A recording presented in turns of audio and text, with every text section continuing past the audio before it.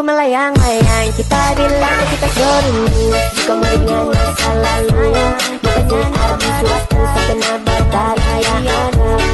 Jangan meragu, seperti kita mau juga. Karena cuma yang kita mau, semua mau sebentar. Apalagi badan yang dulu, rumahnya.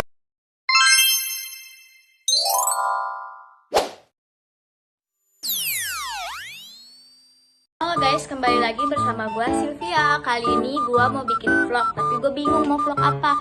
Kita tanya temen gue yuk, mumpung ada temen gue di sini. Hai. Kita mau bikin vlog apa nih Safira? Mana mau kita bikin podcast aja? Oh boleh tuh. Yaudah ya guys, bye bye.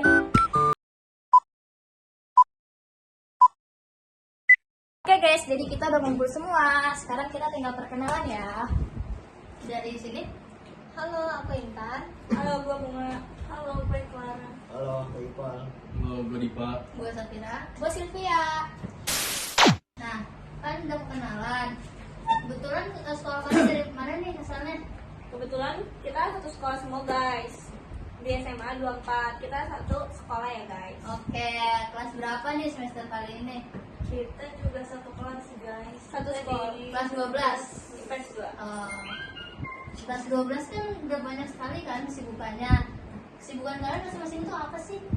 Dari Intan dulu deh. Kalau aku sih belajar ya, soalnya UTBK kan udah ngitung berapa bulan lagi, terus ngejar nilai kerja kelompok juga, ujian praktek, karena nilai ujian praktek itu kan bakal dimasukin ke ijazah ya, jadi fokusin ke kerja kelompok dulu. Nah, itu betul banget tuh.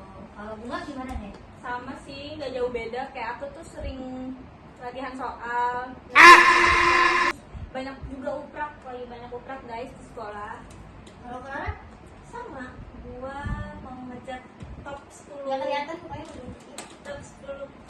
Oh, berarti Clara itu keinginannya ingin masuk ke top 10 ya? PTN. Iya. Oke. Kayaknya guys. Nah, kalau Revolusi gimana nih? Kalau gue sih fokus belajar aja. Diba? Sama sih. Oke. Gue mau nanya dong, mata pelajaran yang kalian suka itu apa? Kebetulan gue suka sejarah Indonesia. Karena lebih basic gitu sih. Oh, sejarah banget nih. Karena kita PTN. Oh gitu. Oh, gitu. Kebetulan kita kali ini mau podcast tentang sejarah Indonesia nih. Wah, apa tuh? Oh iya, gimana sih cara awal Indonesia bangkit dari penjajahan?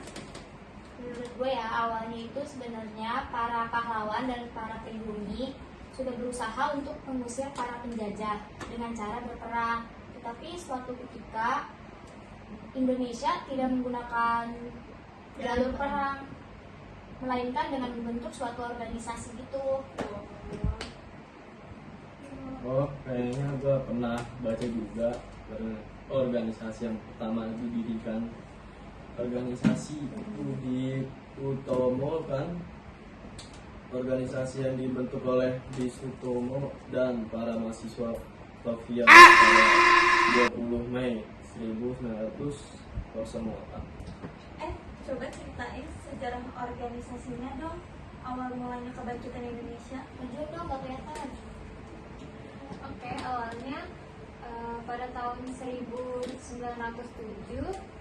Wahidin melakukan perjalanan untuk mengkampanyekan yang bertujuan untuk meningkatkan martabat dan penghormatan rakyat.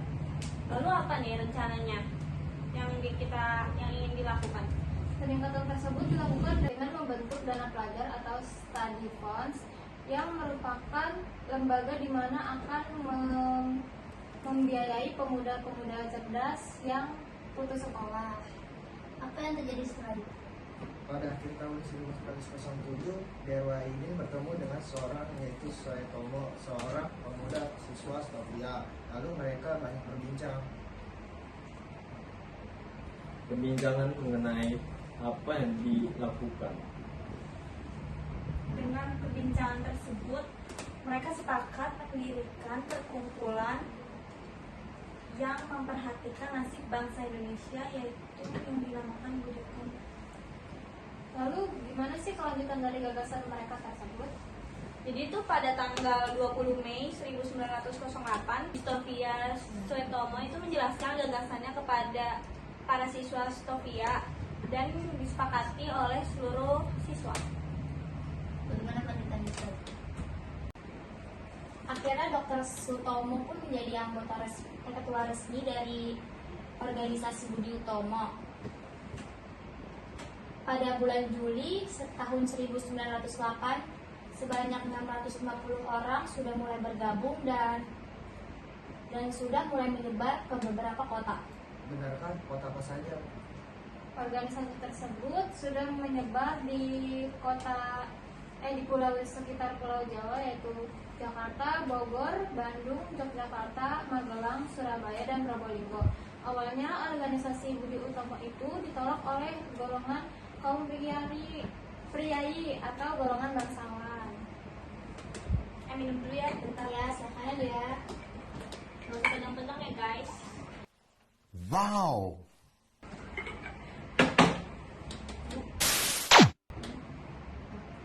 Mengapa menolak untuk mendukung? Karena kaum priai mendapat dukungan dari kaum ningrat, tapi Budi Utomo memperoleh dukungan dari kalangan cendekiawan yang peduli terhadap pendidikan bangsa Indonesia. Lalu bagaimana kelanjutan setelahnya? Kongres pertama Budi Utomo 5 Oktober 1908 diadakan di Yogyakarta. Bagaimana hasil dari kongres pertama Budi Utomo? Budi Utomo itu tidak melakukan kegiatan politik saja, melainkan juga melakukan bidang sosial dan budaya. Lalu terdapat di Jawa dan Madura. Bupati Karanganyar dipilih sebagai ketua Budi Utomo Pusat, yaitu RT Trito Kusumo. Di mana pusat organisasi Budi Utomo? Penempatan pusat organisasi Budi Utomo di Yogyakarta. Apakah organisasi Budi Utomo berjalan dengan lancar?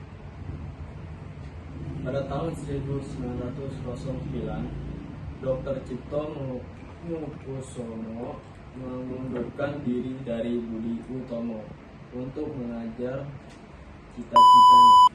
Oh iya, lalu pada tahun 1912 Dr. Rijo menjadi ketua Budi Utomo untuk mengejar ketinggalannya karena telah banyak organisasi yang lain muncul.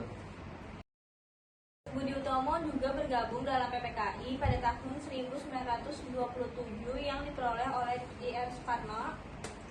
Pada tahun 1928 Budi Utomo mengambil langkah maju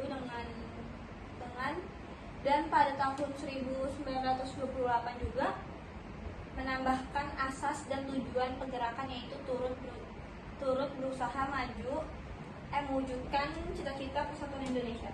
Bagaimana kelanjutan setelahnya? Usaha mencapai persatuan Indonesia dilakukan dengan melakukan fungsi dengan BPI yang dipimpin oleh Dr. Sutomo. Maka berakhirlah Budi Utomo yang berperan sebagai organisasi pergerakan di Indonesia.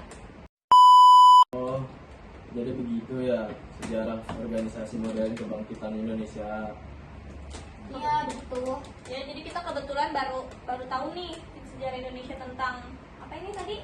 Kebangkitan awal Indonesia. Iya, jadi kita baru mempelajari itu di podcast ini. Ya, karena informasi yang kita gali masih minim ya, jadi kalau banyak yang kurang mohon dimaafkan, karena podcast kita kali ini yaitu